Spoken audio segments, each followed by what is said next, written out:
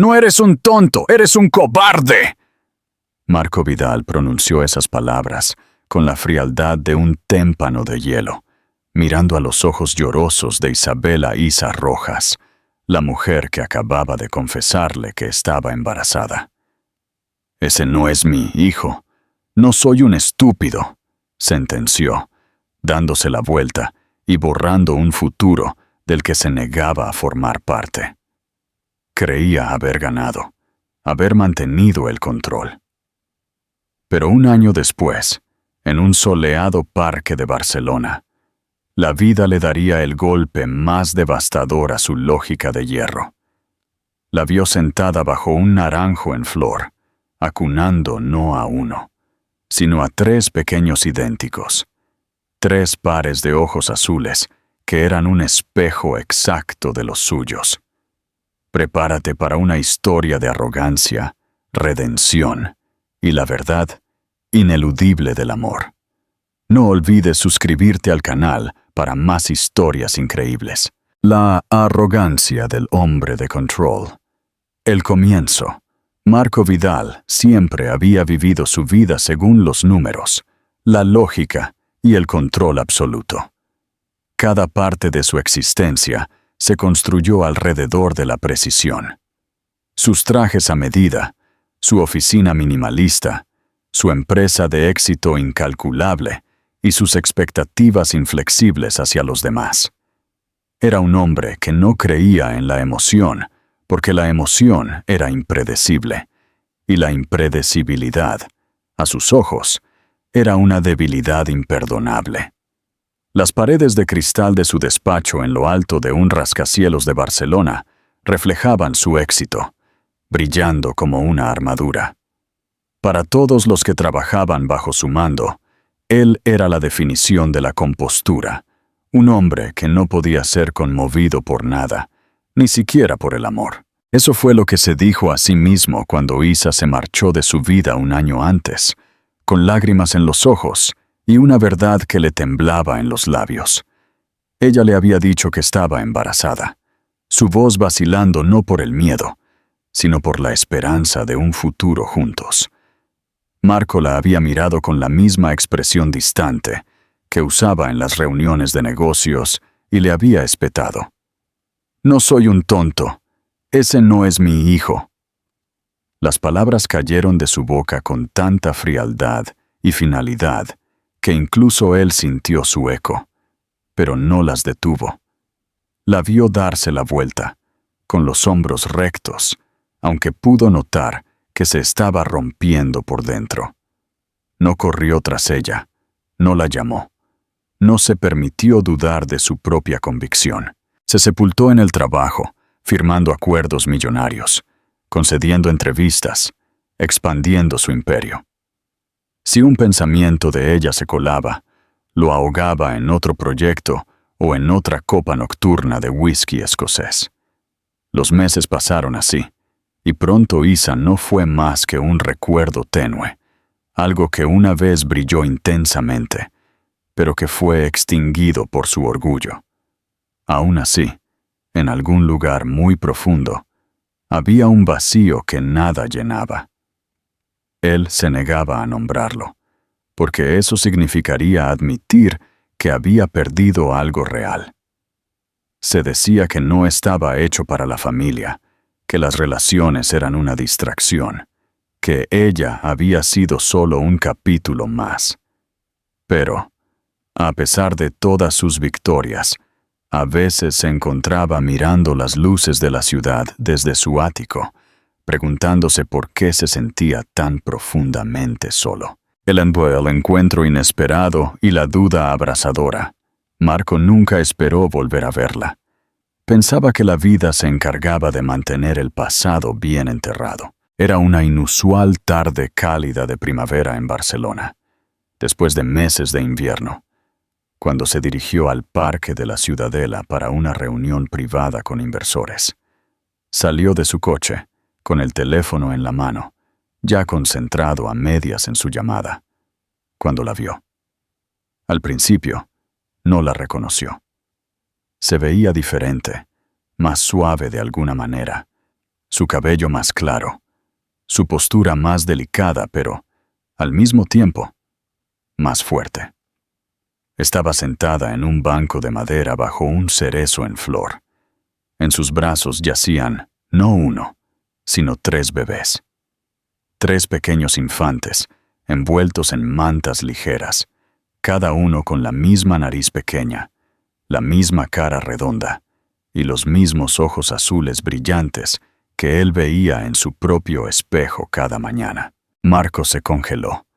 El teléfono resbaló de sus dedos. El corazón le latió tan fuerte que ahogó los sonidos del parque. Se levantó la vista y sus ojos se encontraron. El momento se estiró entre ellos, lleno de tensión y de todo lo que quedó por decir.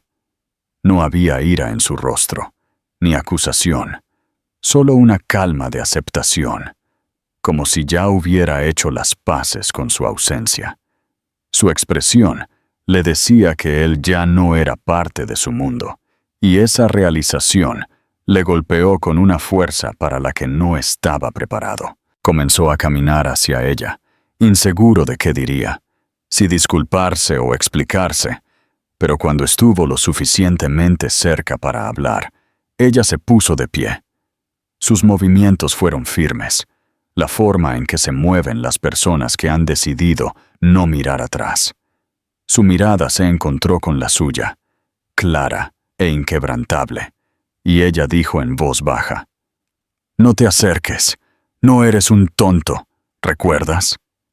Luego se dio la vuelta y se alejó, empujando el cochecito con suavidad, con las 3 cabecitas apenas visibles sobre las mantas. Él se quedó allí, sin poder moverse, observando cómo su figura se hacía más pequeña. El peso de su propia arrogancia se asentó pesadamente en su pecho, presionando la parte de él que todavía creía tener razón. Pero mientras la veía desaparecer bajo la luz del sol, un pensamiento se coló en su mente, tranquilo e innegable. ¿Y si se había equivocado todo el tiempo? No fue a su reunión ese día. Se sentó en ese mismo banco durante horas, mirando el lugar donde ella había estado, sus pensamientos deshilachándose. Por primera vez en su vida, Marco Vidal no podía controlar la situación. El poder, el dinero, el estatus, nada de eso importaba. Todo lo que resonaba en su mente eran las palabras de ella y la imagen de 3 rostros idénticos, cada uno portando un pedazo de él que se había negado a reconocer. Momento de reflexión. Marco actuó impulsado por el orgullo y el miedo. ¿Qué harías tú en el lugar de Marco en este momento? ¿Lucharías por tu familia o aceptarías su rechazo como el merecido castigo? Déjanos tu opinión en los comentarios. El comienzo de la redención. Escuchar en lugar de arreglar. Marco pasó las siguientes semanas atormentado por la imagen de Isa y los 3 bebés. Los ojos azules de esos infantes le seguían a todas partes. Se dio cuenta con claridad nauseabunda de que no había sido la lógica lo que lo había guiado cuando la rechazó. Había sido el miedo. Miedo a la vulnerabilidad, miedo al amor, miedo a perder el control. Una tarde, incapaz de soportar más la incertidumbre, Marco condujo de vuelta al parque. Tras casi 1 hora, justo cuando estaba a punto de marcharse, la vio de nuevo. Estaba caminando despacio, empujando un cochecito doble, con uno de los niños en brazos. Marco se bajó del coche, el pulso acelerado. Ella lo notó y se detuvo, tensa. «Isa», dijo él suavemente. El nombre se sentía extraño en su lengua. «Por favor, solo quiero hablar». «¿Sobre qué?», respondió ella, fría. «Sobre cómo me llamaste mentirosa, sobre cómo decidiste que no eras un tonto y te marchaste de tus propios hijos». «Me equivoqué», dijo él, con la voz ligeramente quebrada. «No te creí. y no puedo retractarme de eso. Pero por favor, déjame arreglar esto. Ella soltó una risa amarga. ¿Arreglarlo? No puedes arreglar lo que rompiste, Marco.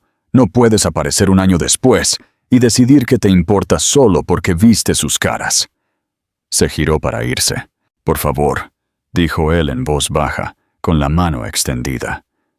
Déjame al menos ayudarte, lo que sea que necesites. Ella se detuvo, sin voltearse. ¿Ayudar? ¿Crees que el dinero puede ayudar? Lo que yo necesitaba era que creyeras en mí cuando importaba, y no lo hiciste. Con eso, se marchó. Marco se quedó allí, empapado por la ligera lluvia que comenzó a caer, dándose cuenta de que no podía simplemente comprar su camino de regreso a sus vidas. El control lo había destruido todo. Marco decidió que no se rendiría. Empezó a ir al parque, manteniendo su distancia, solo para asegurarse de que Isa y los niños estuvieran bien. Un día, se atrevió a acercarse a su modesta casa, cuando la vio luchando por cargar bolsas de la compra. «No estoy aquí para discutir», dijo en voz baja, levantando una bolsa que se había caído. «Solo déjame ayudar». Después de un largo silencio, ella asintió. «Si de verdad quieres ayudar, entonces escucha. No hables, no intentes arreglar. Solo escucha». Marco asintió, humillado por lo poco que ella le pedía. Dentro, el pequeño salón estaba lleno de juguetes. Ella nombró a los niños. Se llaman Noé, Adrián y Leo. Al verlos de cerca, su corazón se contrajo. Cuando uno de ellos, Noé, agarró su dedo y se rió, Marco sintió que algo dentro de él se rompía. Las horas pasaron, y Marco, torpemente, jugó con ellos. Cuando Isa se sentó a su lado, le dijo, «No tienes que hacer esto. No me debes nada». Él la miró directamente. «Lo sé», dijo, «pero les debo todo a ellos, constancia y humildad». La lección de Marco. Los días se convirtieron en semanas. Marco comenzó a aparecer en la vida de Isa, no como un intruso, sino como una presencia tranquila. Arregló el escalón roto del porche, instaló una luz nueva, siempre sin pedir las gracias. La paciencia se convirtió en su nueva moneda. Se sorprendió a sí mismo leyendo manuales sobre cómo envolver a un bebé o calentar un biberón. Una mañana, Isa lo encontró en el suelo de su garaje, intentando instalar asientos de seguridad para el coche. Ella se cruzó de brazos, intentando no reír. «¿Hay un manual para eso?», dijo. Él levantó la vista, sonriendo con torpeza, la cara manchada de grasa. «Nunca fui bueno con los manuales», admitió. Por primera vez, ella le sonrió con genuina diversión. «Lo estás poniendo al revés», dijo, agachándose a su lado. El contacto de sus manos, fugaz, envió una calidez a Marco que no sentía desde hacía años. Empezó a pasar más tiempo con los chicos, permitiendo que gatearan sobre él y le tiraran del pelo. Él no se inmutó cuando le derramaron leche en un traje caro. Estaba contento simplemente de estar allí, anclado. Una noche, cuando los niños dormían, Isa lo encontró en el salón, con la cabeza apoyada en la pared. Exhausto pero en paz. Ella le confió que tenía que salir a hacer un recado. Era la primera vez que le confiaba a los niños a solas. Cuando regresó, encontró a los 3 dormidos sobre su pecho. Dale me gusta a este video si crees que Marco está haciendo méritos para ser un buen padre. Al verla, se enderezó. «Me agotaron», dijo con una sonrisa cansada. «Lo hiciste bien», dijo ella finalmente, unas palabras que le llegaron al corazón. Sabía que no era perdón, pero era el reconocimiento de que lo estaba intentando. La tormenta y la verdad. El clímax. En un gélido atardecer de enero, Una tormenta de nieve azotó la ciudad y la casa de Isa se quedó sin electricidad. Justo cuando el pánico comenzaba a apoderarse de ella, Marco apareció en la puerta, con el pelo cubierto de nieve.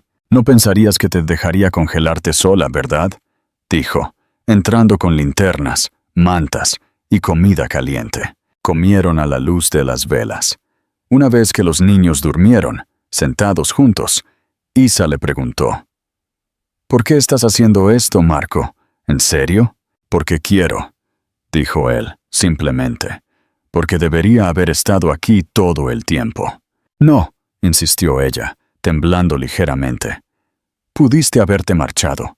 ¿Por qué volver a esto?». Él la miró, sus ojos azules firmes y llenos de convicción. «Porque esto es lo único que se sintió real. He tenido todo lo demás: dinero, éxito, control, pero nada significaba nada. Tú y los chicos son lo único que me hace querer ser un hombre mejor». «Me hiciste daño», susurró ella. «Rompiste algo en mí que tardó años en repararse». «Lo sé», dijo él, con voz segura, «y pasaré el resto de mi vida demostrando que puedo ser el hombre que lo recomponga, incluso si nunca vuelves a amarme». Esa noche, cuando él le puso su chaqueta sobre los hombros mientras ella dormitaba, el miedo de Isa se redujo. Se dio cuenta de que ya no estaba ante el hombre que la había abandonado, sino ante el hombre que había elegido quedarse, que había atravesado la tormenta y se había quedado. El nuevo comienzo, el final significativo. La primavera regresó y con ella un nuevo tipo de paz. Marco se había convertido en un pilar. Un día, en el parque, el mismo lugar de la confrontación, Isa lo encontró con Noé, Adrián y Leo, construyendo torpes coronas de flores. Esa noche, mientras Marco limpiaba la cocina, ella se giró y le dijo: «Has cambiado». «Tenía que hacerlo», replicó él. «No me gustaba el hombre que solía ser». «A mí tampoco», dijo ella honestamente. Luego añadió en voz baja: «Pero me gusta quién eres ahora». Las palabras colgaron en el aire, frágiles y cálidas. Unas semanas después, en un tranquilo atardecer de verano, los tres chicos correteaban persiguiendo luciérnagas. Sentados en el porche, Isa rompió el silencio. «Te equivocaste», dijo ella, sin ira. «Les debías todo, y te debías a ti mismo la oportunidad de convertirte en quien debías ser». Marco asintió. «Humilde, Marce. Lo sé. Y lo intento, cada día». Ella lo miró, y su rostro se suavizó. Después de una larga pausa, ella susurró: «Lo estás haciendo mejor que intentar». Marco se giró hacia ella, su corazón latiendo con fuerza. «Isa», comenzó con la voz temblorosa, «te quiero, no para arreglar el pasado, sino porque no puedo imaginar mi vida sin ti. Eres lo único que siempre tuvo sentido». Ella no respondió de inmediato. En cambio, estiró la mano y la puso sobre la suya. «No tienes que imaginarla sin mí», dijo ella suavemente.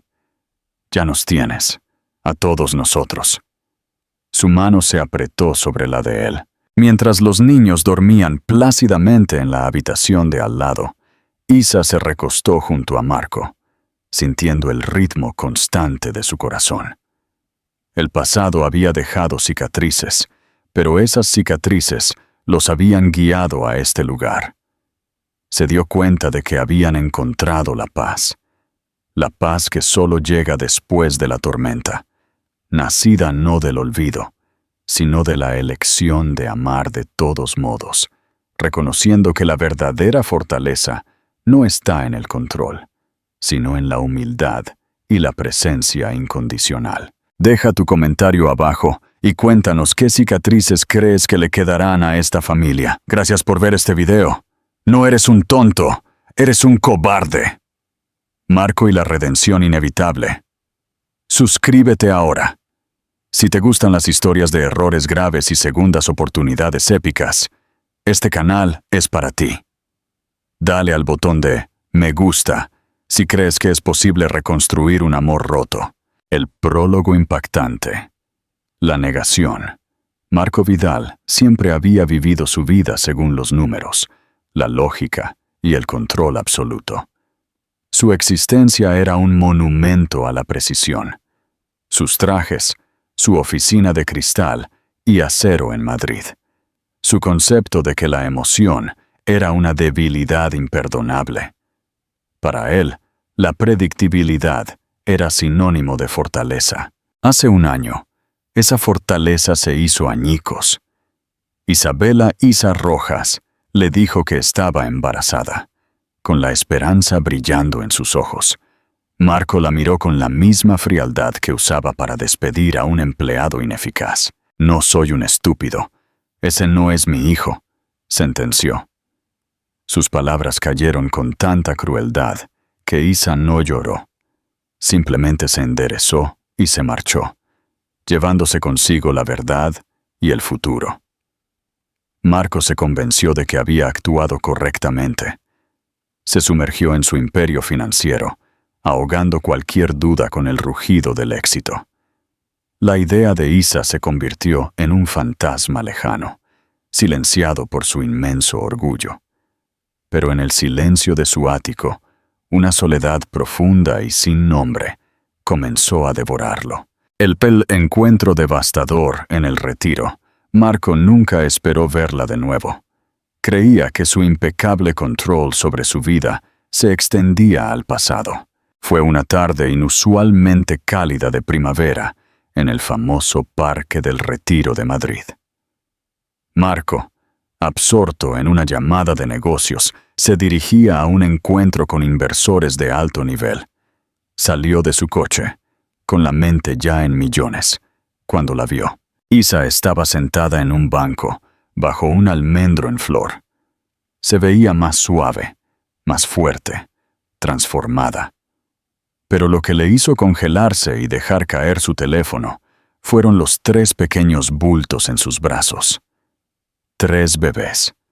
3 infantes idénticos, con la misma nariz pequeña, la misma forma de la cara y los mismos ojos azules brillantes que lo miraban a él desde el espejo cada mañana. El corazón de Marco se detuvo. Cuando Isa levantó la vista y sus ojos se encontraron, no había ira ni resentimiento en su rostro, solo una serena aceptación.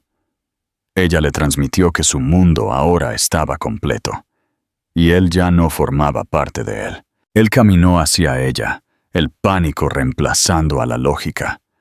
Justo cuando estaba por hablar, ella se levantó, su postura firme. Ella lo miró con esos ojos tranquilos. «No te acerques, no eres un tonto, ¿recuerdas?» Su voz era apenas un susurro. Luego, se dio la vuelta y se alejó, empujando el cochecito triple, dejando a Marco paralizado. Se sentó en ese banco durante horas, mirando fijamente. Por primera vez, su poder y su riqueza se sintieron inútiles. La imagen de los 3 rostros idénticos, cada uno con un pedazo de él, se grabó en su mente. ¿Qué harías tú en el lugar de Marco? ¿Buscarías inmediatamente un abogado para exigir tus derechos o intentarías ganarte su perdón primero? Comparte tu opinión en los comentarios. El límite de Isa. Solo escucha. Durante las semanas siguientes, Marco se convirtió en una sombra atormentada. Se dio cuenta de que no fue la lógica lo que lo hizo huir, sino el miedo a la vulnerabilidad y el miedo a perder el control. Ese mismo miedo ahora lo había dejado vacío. Una tarde, incapaz de soportar más, Marco volvió a encontrarla. Ella estaba luchando por cargar las bolsas del supermercado mientras intentaba consolar a uno de los bebés. Sin pensarlo, cruzó la calle y levantó las bolsas caídas. «Isa, por favor, solo déjame ayudar», dijo en voz baja. «Me equivoqué. Fui un estúpido. Déjame arreglarlo». Ella lo miró, y aunque sus ojos se suavizaron por un instante, rápidamente se endurecieron. ¿Arreglarlo? No se puede arreglar lo que rompiste. No puedes aparecer un año después y decidir que te importa. Luego, su voz se quebró un poco, revelando el dolor. Lo que yo necesitaba era que creyeras en mí cuando importaba. Marco asintió con humildad. Lo sé, pero les debo todo a ellos. Merecen conocerme. Yo merezco conocerlos. Isa suspiró, agotada, pero finalmente cedió. Si de verdad quieres ayudar, entonces escucha. No hables. No intentes arreglar.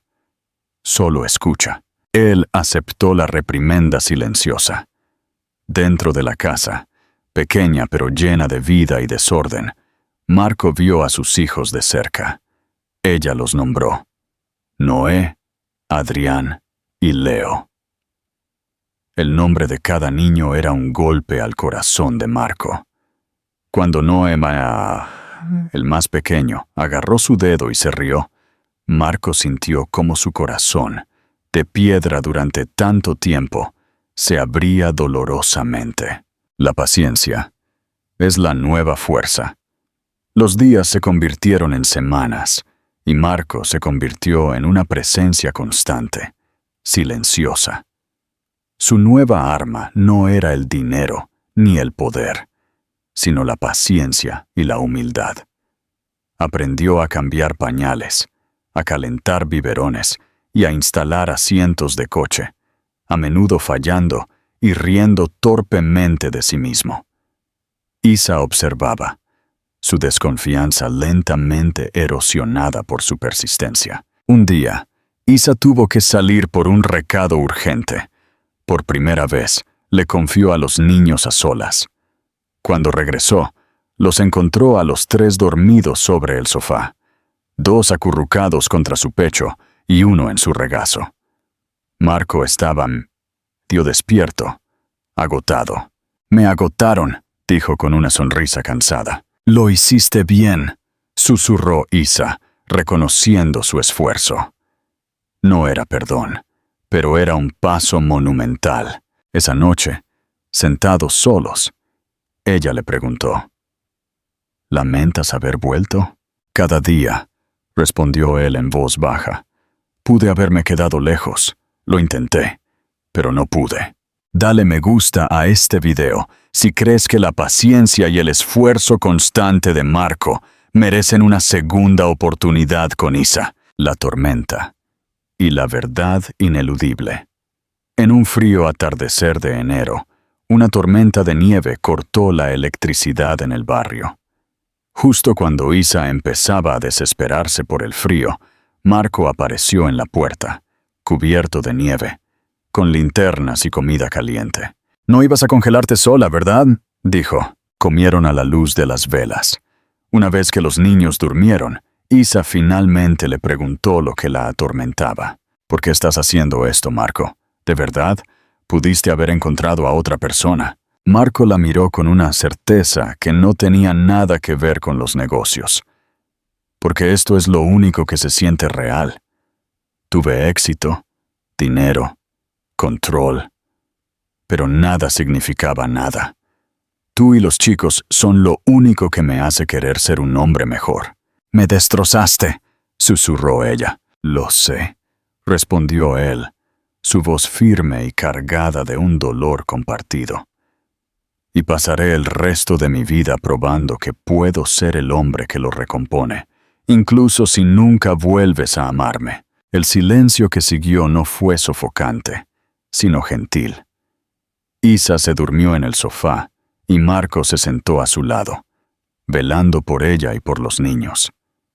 A la mañana siguiente, cuando salió el sol, Isa miró a Marco no como al hombre que le había fallado, sino como al hombre que se había quedado.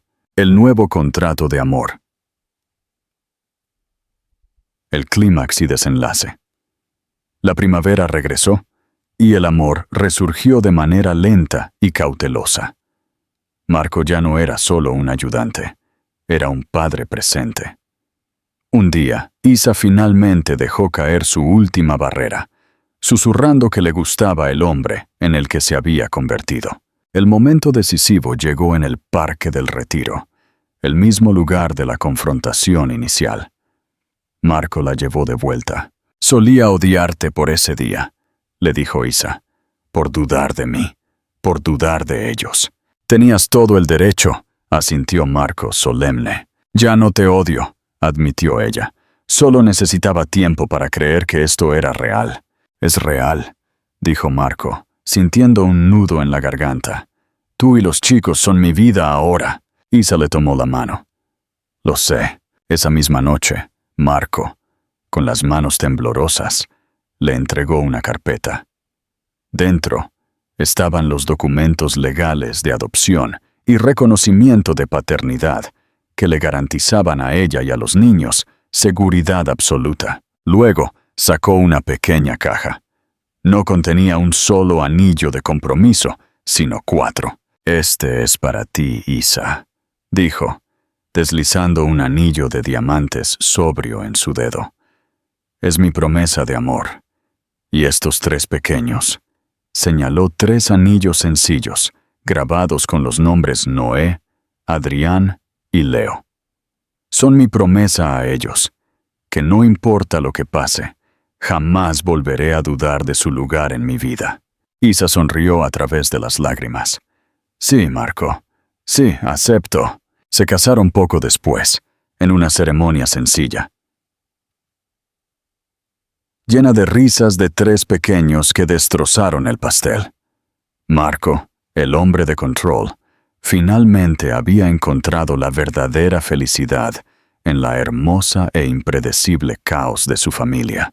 El final, significativo. El legado Marco se convirtió en un defensor apasionado de las madres solteras. Vendió su ático frío y estableció la Fundación Trillizos en Madrid, utilizando su riqueza y experiencia para proteger a las familias que él mismo había intentado destruir. Marco Vidal solía ser la definición de un hombre de éxito. Ahora era la definición de un hombre redimido. La lección final. «Yo pensaba que la fuerza estaba en el control», Marco solía decir en sus discursos. Pero estaba equivocado. La verdadera fortaleza está en la humildad de admitir tus errores, la paciencia para reconstruir lo que rompiste, y el coraje de quedarte cuando todos esperan que huyas. Perdí mi camino cuando dije, no soy un tonto, pero lo encontré todo cuando tuve el valor de decir, me equivoqué, y voy a ser el padre que debí ser desde el principio. Isa y Marco habían forjado un amor más fuerte que el original. Una conexión que nació no del romance perfecto, sino de la dura, humilde y ganada a pulso redención. Comenta aquí qué te ha enseñado la historia de Marco sobre la redención y el verdadero significado de la paternidad. Queremos leer tu opinión. ¿Hay algo más que te gustaría que yo hiciera con esta historia? ¿O tienes una historia completamente nueva que quisieras que yo adaptara? Tuyet voi. Tôi rất vui vì bạn hài lòng với diễn biến của câu chuyện. La construcción del día a día. Vivir sin control. Aviso importante. El amor se ganó, pero la vida real es el verdadero desafío.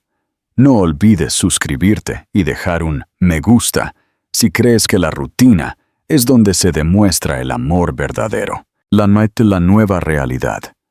Caos doméstico. El matrimonio de Marco e Isa fue una promesa de futuro, pero la vida diaria fue la verdadera prueba. Marco, el ex maestro del control, se encontró en un mundo donde el caos era la norma. Su casa en un tranquilo barrio de Valencia. Se mudaron buscando un ambiente más familiar y menos opulento que Madrid. Era un campo de batalla constante de juguetes, purés de zanahoria y risas incontrolables. Las mañanas eran un torbellino. Vestir a Noé, Adrián y Leo al mismo tiempo requería una estrategia de nivel empresarial, pero a menudo terminaba con Marco cubierto de cereal y una corbata manchada. Las reuniones de la junta directiva parecían sencillas comparadas con decidir quién se sentaba en qué asiento del coche. Isa, aunque feliz, no era una esposa que se dedicara solo al hogar. Estaba terminando sus estudios y gestionando su propia pequeña empresa de floristería online. Había días en que el cansancio la superaba. Una noche, después de una discusión trivial sobre quién sacaría la basura, Marco se sentó en el sofá, agotado.